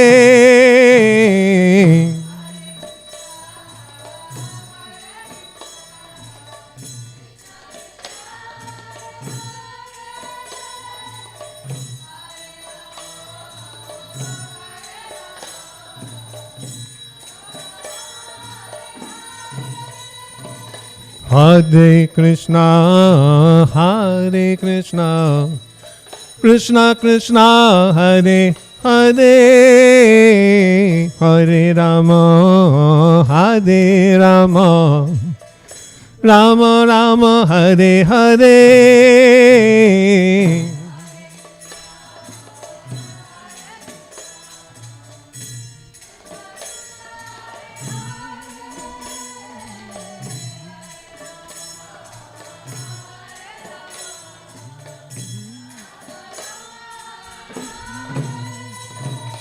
Hare Krishna, Hare Krishna, Krishna Krishna, Hare Hare, Hare Rama, Hare Rama, Rama Rama, Hare Hare, Hare Krishna, Hare Krishna, Krishna Krishna, Hare Hare.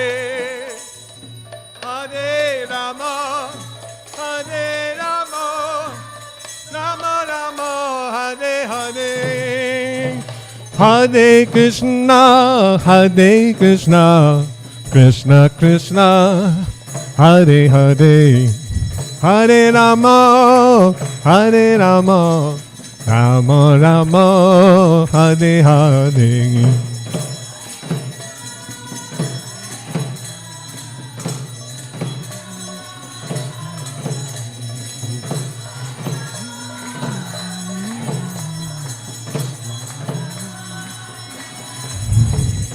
Hare Krishna, Hare Krishna, Krishna Krishna, Hare Hare.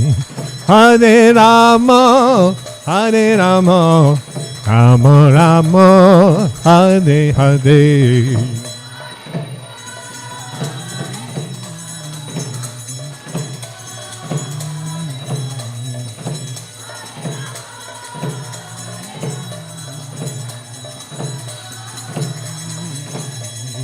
Hare Krishna, Hare Krishna, Krishna Krishna, Hare Hare, Hare Rama, Hare Rama, Rama Rama, Hare Hare.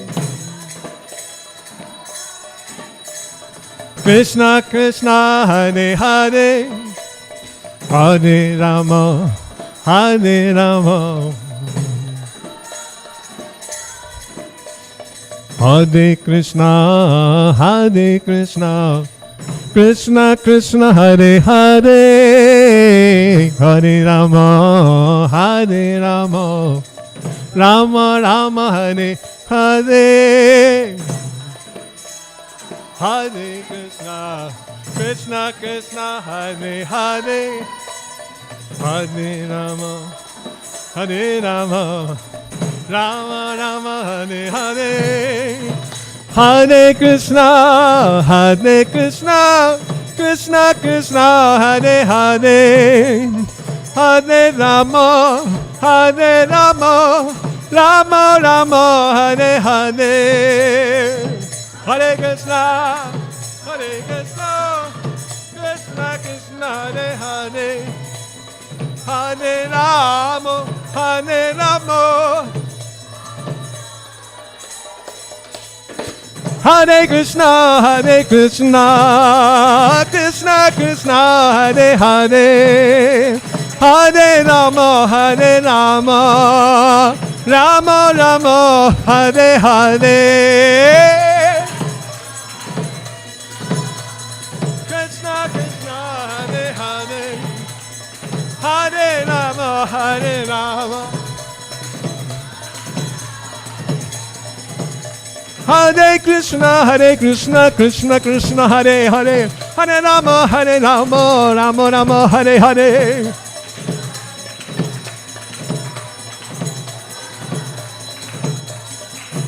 Hare Krishna, Krishna Krishna, Hare Hare, Hare Rama, Rama Rama, Hare Hare.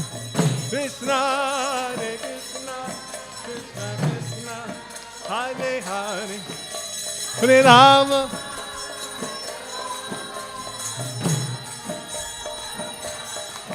Hare Krishna, Krishna Krishna, Hare Hare, Hare Rama, Rama Rama, Hare Hare.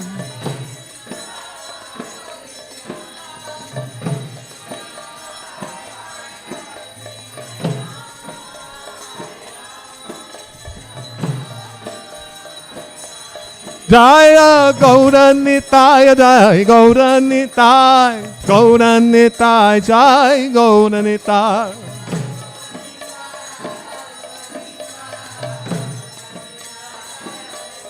Jaya Krishna Balaram, Jai Giri Govardhan, Krishna Balaram, Jai Giri Govardhan.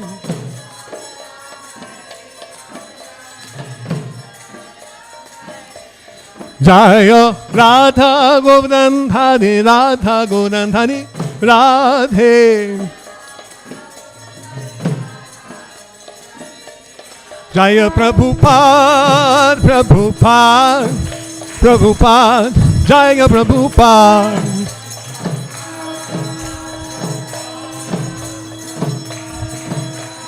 Nitai Gaur Hari Bol, Hari Bol, Hari Bol, Hari Bol.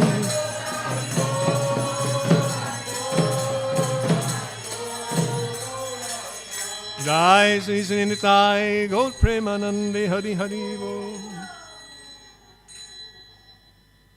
Jai Vishnu Paramahamsa Paripati.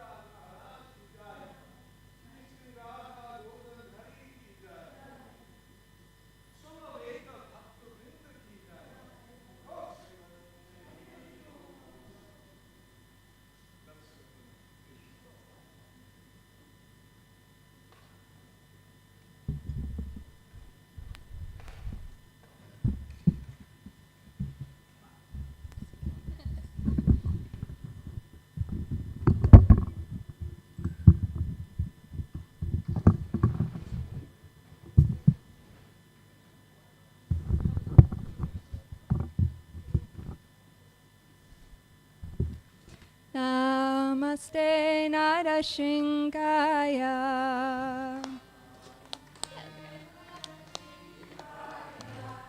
Praladadayine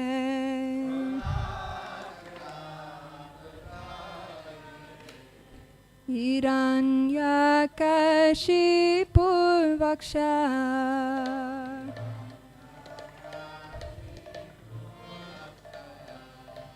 Shilatankanakalaye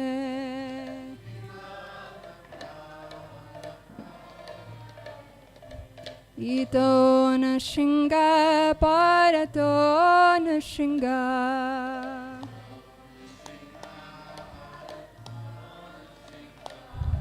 Yato yami tato na Shinga.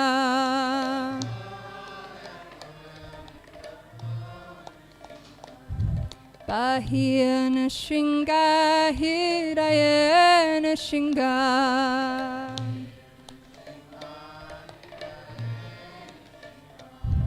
Na Shingha Madim Sharana Prapade.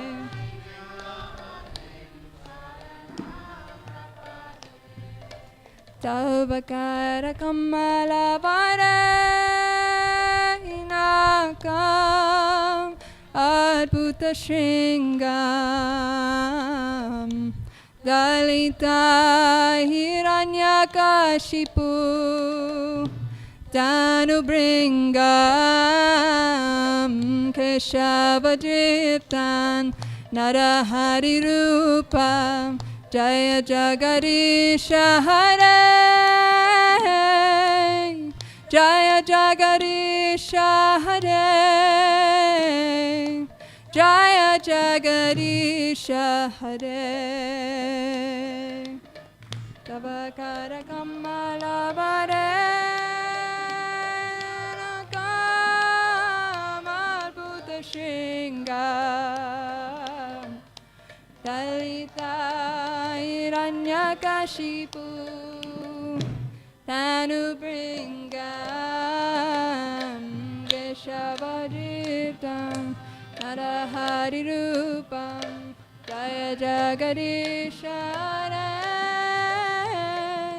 Jaya Jagarisha Hare Jaya Jagarisha Hare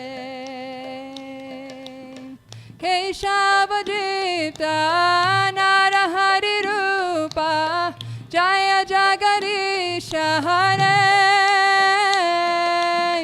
Jaya Jagarisha Hare Jaya Jagarisha Hare Keshavadripta Narahari Rupa Jaya Jagarisha Hare Jaya Jagarisha Hare Ishare Jaya na Shingadev Jaya na Shingadev Jaya na Shingadev Jaya na Shingadev na Shingadev Jaya na Shingadev Jaya na Shingadev Jaya na Shingadev Jaya Prahlad Maharaj Jaya Prahlad Maharaj Jaya Prahlad Maharaj Jaya Prahlad Maharaj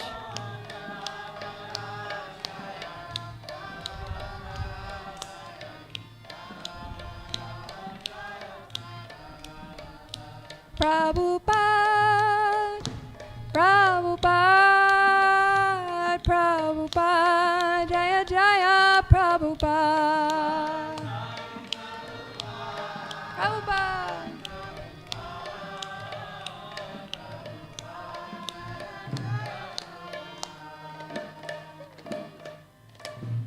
Shingadev Bhagavan ki jai.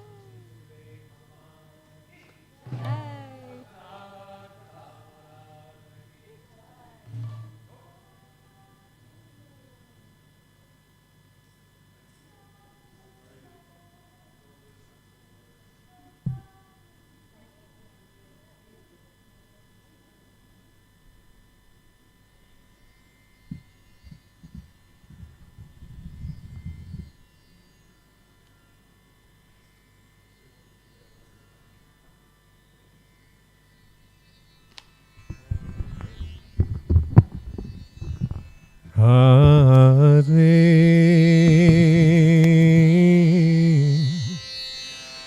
Krishna Hare Krishna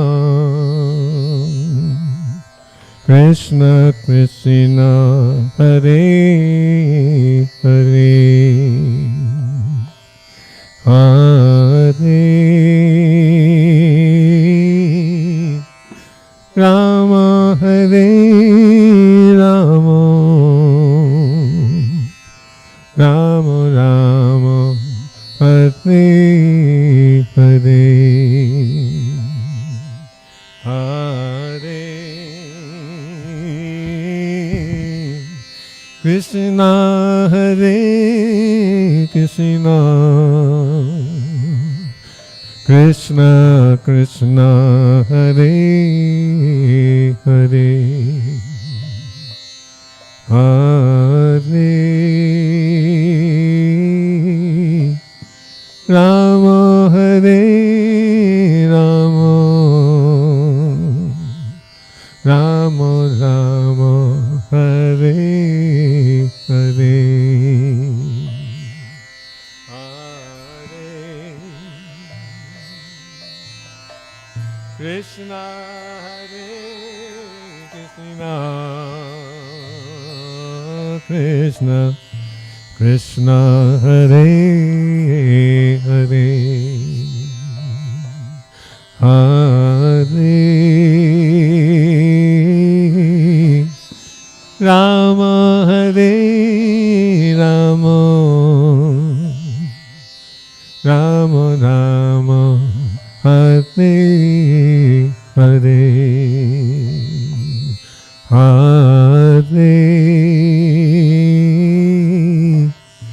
Krishna Hare Krishna Krishna Krishna Hare Hare Hare Rama Hare Rama Rama Rama Hare Hare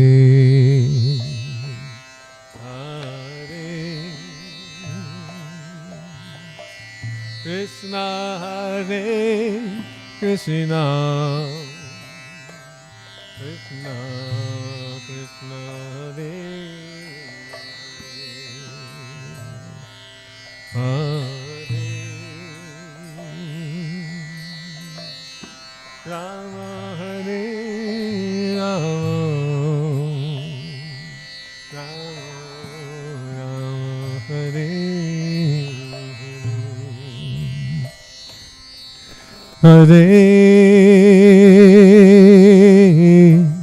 Krishna Hare Krishna Krishna Krishna Hare Hare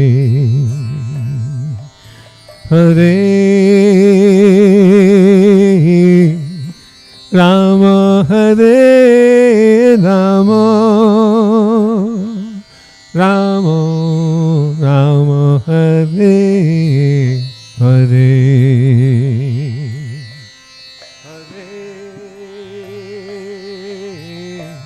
Krishna Hare Krishna Krishna Krishna Hare Hare Hare Rama Hare Rama Rama Rama Hare Hare Hare Krishna Hare Krishna Krishna Hare Hare Hare Rama Hare Rama Rama Rama Hare Hare Hare Krishna Krishna Krishna Hare Hare Hare Rama Rama Rama Hare Hare Hare Krishna Krishna Krishna Hare Hare Hare Rama Rama Rama Hare Hare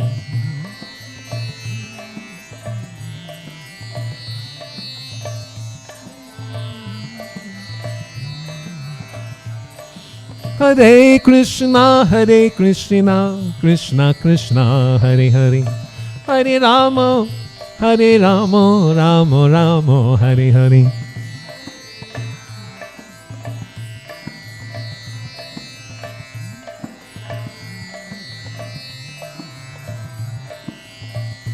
Hare Krishna, Krishna Krishna, Hare Hare, Hare Rama, Rama Rama, Hare Hare. Hare Krishna, Krishna Krishna, Hare Hare, Hare Rama, Rama Rama. Hare Krishna, Krishna Krishna, Hare Hare, Hare Rama, Rama Rama, Hare Hare. Hare Krishna, Krishna Krishna, Hare Hare,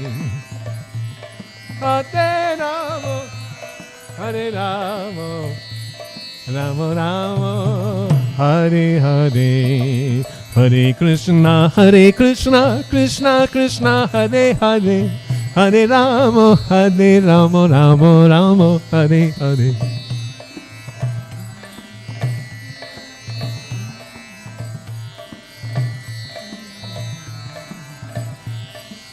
Hare Krishna, Krishna Krishna, Hare Hare, Hare Rama, Rama Rama, Hare Hare.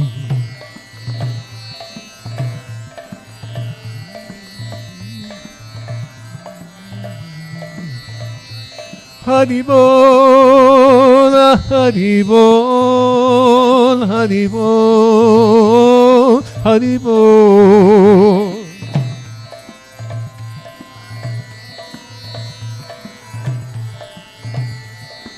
Nitai Gaura Hari Bol, Hari Bol, Hari Bol, Hari Bol.